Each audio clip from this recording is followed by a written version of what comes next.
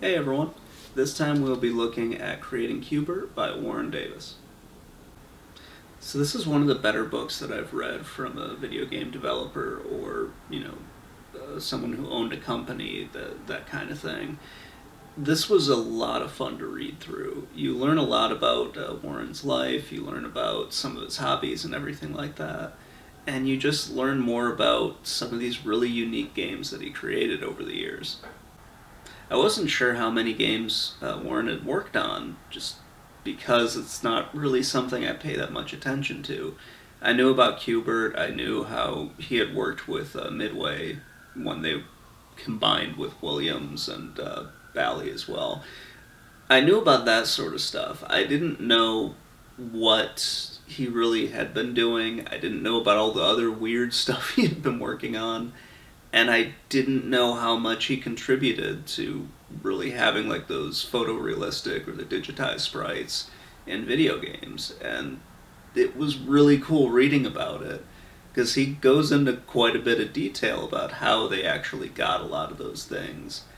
And he also talks a bit about Laserdisc games, which was something I did not know anything about or didn't know as much as he was going to tell me.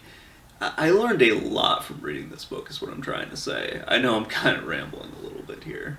So Warren talks a little bit about his life at the beginning here, and I find that stuff always to be kind of interesting, but at a certain point it feels like I'm reading the same story, which I thought was kind of strange as I look back at a lot of the other books that I've read that talk about developers. A lot of them seem to have like a similar path to video games. Whether it's them, going to school and learning about video games there, or it's them going to an arcade and kind of getting the bug to play a video games, for lack of a better term, or whether it's them starting off not really wanting to make video games and then eventually falling into how much fun they could have with it. You read kind of the same few stories over and over again, and you realize that a lot of these guys just kind of fell into it, or they saw it as a path and they really chased after it. What I'm trying to say is it's just really cool to read these different stories and whatnot. And Warren's is also very entertaining to read as well. So we skip a little bit ahead and we start talking about Cubert. And he goes into quite a bit of detail about how Cubert was made, the different things that inspired him behind it, and he gives credit to a lot of the people that helped him kind of work through ideas, give him different ideas, do the artwork for him and whatnot, as he just kind of tried to make the game fun in different ways. And that's one thing I found with a lot of these arcade games. It was just somebody going, can I do this? And how do I make this concept fun? And a lot of times they pull it off. Sometimes you hear about the stories where it didn't work out, as he tells the story about the first game that he worked on, which he just keeps adding on the test names to, which I thought was kind of funny. That game, the way he describes it, the game he worked on before Cubert, sounds a little bit like an awful version of Defender. At least that's what I was getting from it when I was reading this. It's just one of those weird things where you hear about a project that didn't work out, and then you kind of hear about the things that Warren took from that project and sort of either tried not to do when he started working on Cubert, or kept and sort of made better when he started working on Cubert. While I was reading this, I kind of got the same feeling I got when I was reading books about Missile Command. And that was just people starting with an idea and then seeing where it goes. Obviously, it's not a good comparison to compare Cubert to Missile Command, but the idea behind them, the two different ideas behind them, you get the feeling that that's how a lot of video games are made. Somebody would say, we need to have a video game about X, and then the developer would take that and kind of turn that into something that they like. In this case, Warren had a lot more freedom to do what he wanted to do, but he took something that kind of inspired him, like M.C. Escher paintings, and he took an idea that somebody else was doing with, different programming techniques, and he went, I can do something with this. And he eventually created, what you see with Cubert. It just took him a while to get there, though. There are two more things I want to talk about that he talks about in Cubert here, and that's the faster, harder, more challenging Cubert mod, and also merchandising.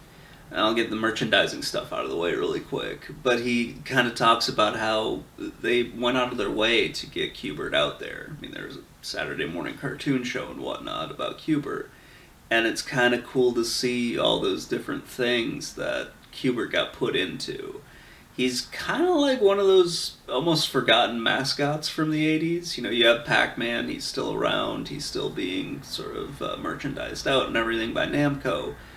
But with Cubert, he's not owned by the same people anymore, and he doesn't get merchandised out as much. I mean, I've got the Funko Pop of Cubert, but I don't see him out there as often. But it's kind of cool to see like them trying to get more mileage out of Cubert as well. You didn't just have, the first game, you ended up having Cubert's Cubes, which Warren said he didn't work on. And then you had Cubert 3, which I've seen it, but it's one of those weird things where I didn't know it existed, but kind of knew it existed at the same time. It's a little weird to look at Cubert as a franchise and just see what he was in, and then them just kind of giving up on him a little bit. And then with the faster, harder, more challenging Cubert, that one was kind of cool because I vaguely remember hearing a story about that, but I didn't really know the whole thing. And Warren lays it out here in this. He talks about how that was supposed to be the sequel, or he was working on a sequel and ended up making this. And the FHMC Cubert, that ROM ended up in his house, so he had like the only arcade version of it. And he probably had the only version of the ROM for a while. There might have been a few more, but he definitely had the only one that, he mentions and whatnot. And he talks about how he gave that to the people that were working on MAME, and that's how the rest of the world got to play that version of Cubert. That one is really cool. I'm sort of surprised that they didn't release that as its own cabinet instead of, or maybe do that one and then do Cubert's Cubes afterwards, because I don't know, maybe that was just something weird in the 80s, because you saw stuff in the 90s where they would just release like a slightly updated version, like with all the different versions of Street Fighter 2, and then basically just all the different versions of Street Fighter and whatnot. They probably could have done that with Cubert, but I don't think anybody was thinking that way back then. Okay, let's talk about my favorite part of the book. Hearing about Cubert and everything, that's great. Let's talk about the Laserdisc games. I mean, I knew about Dragon's Lair, I knew about Space Ace, that sort of thing. I didn't know anything about the game Mach 3 before I started reading this, and I didn't know anything about Us versus Them before I started reading this. And hearing Warren talk about how those games were made, especially with Us versus Them, where he goes into a lot of detail here, hearing about how that game was made was just really, really cool. Now, it might be because I'm from Michigan and they did some of the filming for this in Kalamazoo. Maybe that's just me, but I just found it really, really amazing that, he talks about how they would go and capture all the footage and everything. And then he would take that, edit it together, digitize it, and put it in the game. And then they would have you play over that footage. So that was really cool because I just didn't think about it that way. He also talks about the cutscenes that were in the game.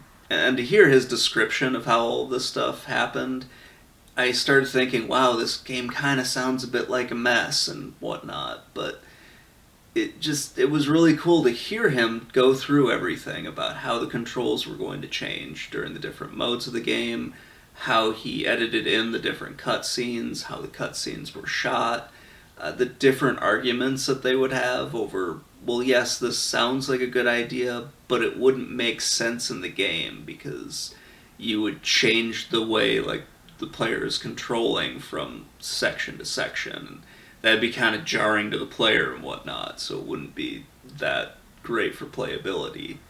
That was really cool to hear about, especially since you don't really hear a lot of those things. You don't get to hear about how the developers go through the different steps, about how, yes, level 1 is going to be this, and then you don't want to drastically change the gameplay into the second level because the player's going to have to completely readjust, and it's not going to be fun for them. It might be a cool idea, but the player won't get it right away. That was kind of fun to hear about and everything. Even in an arcade game where the whole purpose is to get as many quarters as possible, at least from a monetary standpoint, you have Warren going, well, we want to have it actually be fun to play. It needs to be challenging, but also fun, so the player will want to keep playing it, and not throw a quarter in and be like, okay, well, that was a waste of 25 cents, and then move on to the next machine. So I wasn't exactly expecting to be talking about Warren's acting career in this. And I wasn't expecting that to be in the book either. But Warren had an acting career. He talks about how in between some of his jobs he took improv classes. And he got pretty big into the acting scene in Chicago. That was something that was really interesting to me. And it comes up a little bit later where he talks about, do I want to keep making video games for a living or do I want to keep acting? Because he was getting larger roles, and he kind of knew if he wanted to keep pursuing that, it wasn't going to be in Chicago, it was going to be in Los Angeles. And that's sort of how he ended up leaving Chicago, leaving Williams, Bally, Midway, that conglomeration, leaving that and moving down to Los Angeles. There were some other stuff that went into that too, like he talks about a Highlander fighting game that he was going to make and had come up with some ideas for it. It was going to be a sword fighting game, and obviously, if you know anything about Highlander, you have to chop the person's head off in order to win. And he talks about how Midway was kind of pushing back on him a little bit with that one. And yeah, I agree with him, because he mentions that's kind of strange because they're making Mortal Kombat where they're ripping people's spines out, but they're drawing the line at immortals decapitating themselves, or decapitating each other. Wow, I didn't realize how much of the tongue twister that was going to be when I wrote that, but oh well. So that was kind of something different, and I didn't expect to really be reading about that, and I didn't think that it was going to be as interesting as it was. Because sometimes when the people who write these books bring up their hobbies, they aren't as sections aren't really as meaty as this one was, and it doesn't sound like they affected the person's life as much as this one did. It was just really fun to read that sort of thing, and it kind of makes this book a little bit different and kind of, at least in my opinion, a little bit better than some of the other ones. And there are just a bunch of other weird little things in this book that I found very interesting. Like when he went to a Sony booth at, I can't remember the convention off the top of my head, and stupidly I didn't write it down, but he went up to talk to some Sony people, and he had to remind them that they owned the rights to Cubert. And they were kind of surprised and shocked and whatnot. And he remembers offering his services, hey, I can work on a new Cubert and whatnot, but he never really heard back from them. It's kind of one of those weird things where you have this fairly iconic arcade game with a well-known mascot at least, and a pretty adorable mascot in all honesty, and he's just sort of faded off, and people only really bring the game back and compile it in compilation carts and whatnot. He also talks about working on a game called USSA, which is one thing I have done several takes on to actually get that right. But this was supposed to be a kind of overhead tank game, At least that's what I got from the description of what he was explaining. And everything was going to be digitized. The tanks, the buildings, that sort of thing. Like when you did damage to a building, that was going to be reflected in there. And it sounded like a really cool idea for a game. The controls and everything sounded a bit like a mess, but I think that might have been me just not totally understanding what he was describing. That's one of the problems I think I have with this, is sometimes when Warren explains things, I have a hard time sort of visualizing what he's talking about in some cases, like the controls with USSA. And he talks about how there were like some internal politics and everything that kind of killed that game off in favor of a different game. And he only brings that up to kind of talk about, yeah, when I stepped into this new environment, I was kind of the new guy, and the game that I was working on kind of got sabotaged by some people because, it just sort of happens. And he brings that up just to kind of explain, things like that are going to happen, and it's, you just sort of roll with it. And that's kind of a good message, if, like, stuff just sort of happens, and sometimes you just need to deal with it in life. It was just one of those moments in this where I was like, he could have been just an absolute dick to this person, and he just decided not to be for, just because he's a good guy. That was one of the things I got from this. He just seems like a generally good dude. I could probably keep going with all of the other weird stuff and the fun stuff from this, but I'd kind of have to cut it off at some point. This is a really great book. I really enjoyed Warren's story. He talks about how, he kind of teases you a little bit with like some other books later on.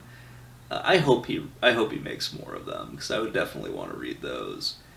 Anyway, guys, I would love to know what you guys think. Please let me know in the comments below. If you liked this or hated this, I'd love to hear about it. So I'll talk to you guys later, and have a great day, everybody.